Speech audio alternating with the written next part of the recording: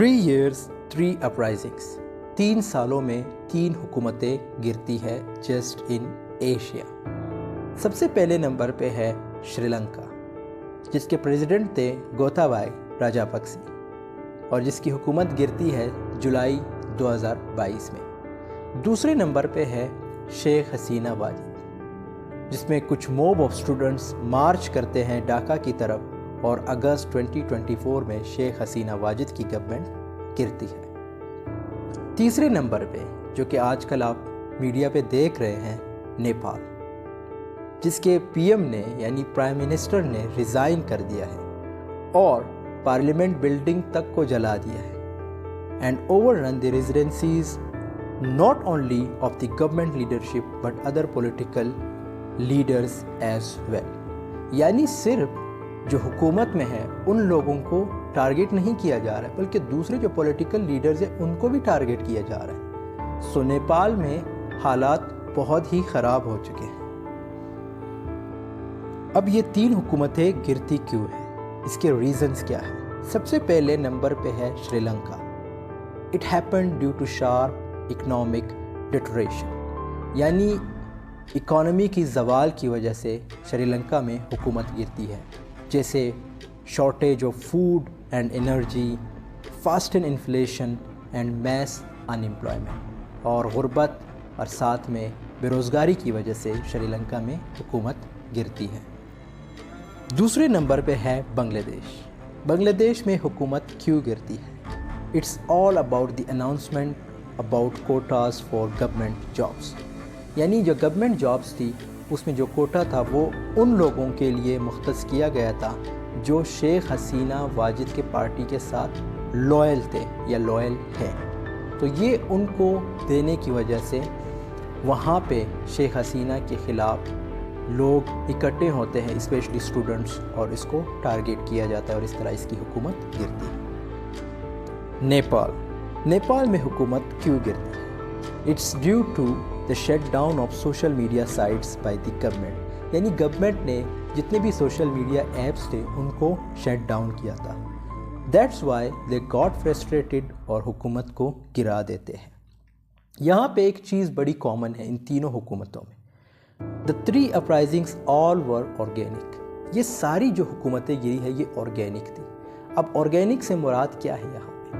اس میں کوئی political party involve نہیں تھی، no party involved, no organizing force making them happen, یعنی کوئی ایسی فورس بھی انوالو نہیں تھی جو ان کو ورگلا سکے یا ان کو پرووک کرے کہ بھائی آپ نے یہ کرنا ہے، but just a group of students that messaged out to everyone else. اور تینوں حکومتوں میں ایک چیز کامن ہے کہ اسٹوڈنٹس یہ انقلاب لا چکے ہیں، مینز ایک دوسرے کو میسیجز کر کے اور جو کیپٹل ہے اس طرف موو کر کے حکومتوں کو گرا دیتے ہیں۔ اب سوال یہ ہے، how did the trigger event lead to the formation of such a large mob, یعنی اتنی بڑی عوام کیسے اکٹھا ہوئی؟ اس کے 2 ریزنز ہیں، پھر ہم شری لنکا، بنگلہ دیش اور نیپال کو بھی ڈسکس کریں گے، مزید ریزنز دیکھیں گے۔ جیسے 2 ریزنز ہیں کہ پہلا disaffection with the material conditions of life, دوسرا ہے loss of trust in the institutions of society, یعنی جو حکومتی ادارے ہیں ان پہ عوام کا ٹرسٹ نہیں رہا۔ اگر ہم شری لنکا کی بات کریں، شارپلی رائزنگ فیول پرائسز، یعنی جو فیول پرائسز ہیں وہ بڑھ چکے تھے ان جون 2021، یعنی حکومت گرنے سے پہلے 1 سال پہلے ہی یہ جو فیول پرائسز ہیں جیسے پیٹرول وغیرہ کی یہ اوپر جا چکے تھے۔ جیسے ہم ایک ایگزامپل دیکھتے ہیں، the government raise the price of petrol for the first time in many years bringing it to Sri Lankan rupees 157۔ جو پرائس بڑھی تھی وہ 157 تک پہنچ چکی تھی۔ خیر اس وقت عوام نے یعنی جو اسٹوڈنٹ نے انہوں نے ریئیکٹ نہیں کیا till the month of default in March 2022۔ پھر مارچ 2022 میں the price had reached rupees 338۔ March 2022 تک جو پرائس تھی پیٹرول وغیرہ کی یا جو فیول وغیرہ کی وہ 338 تک پہنچ چکی تھی، یعنی پہلے 157 تھی، اس کے بعد 338 تک۔ In July, when the uprising hit, it led to reach rupees 450. और जुलाई में जैसे मैंने बताया हुकूमत गिर चुकी थी 2022 जुलाई में, और जो प्राइस थी वो 450 तक पहुंच चुकी थी।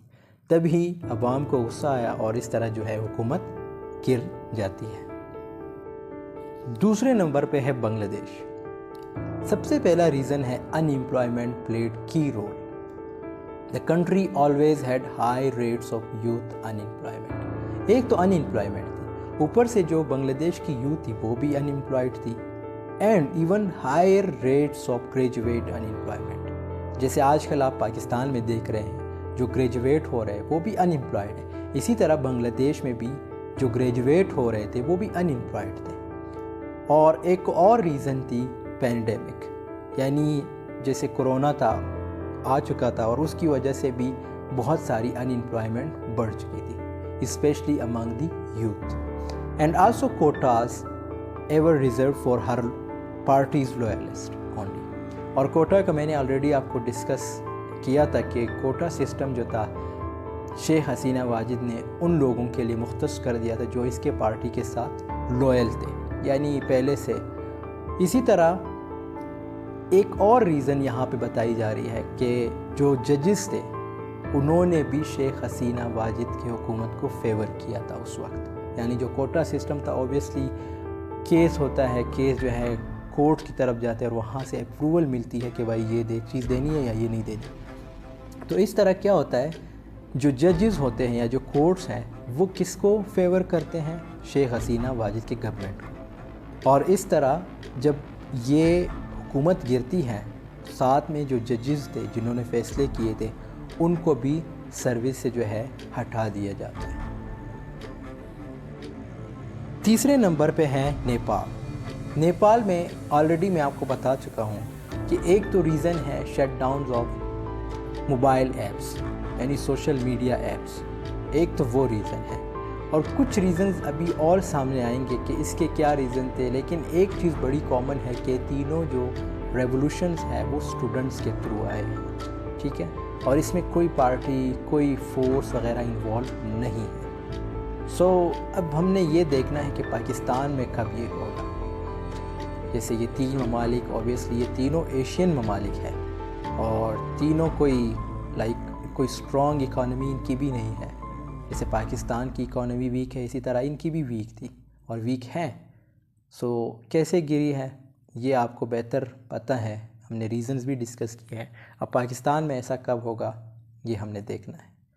सो I hope this video has been helpful for you. If this video has spark your interest, I request you, suggest you to like, share, comment and do subscribe to the channel. See you in the next video. Take care of yourself. Allah Hafiz.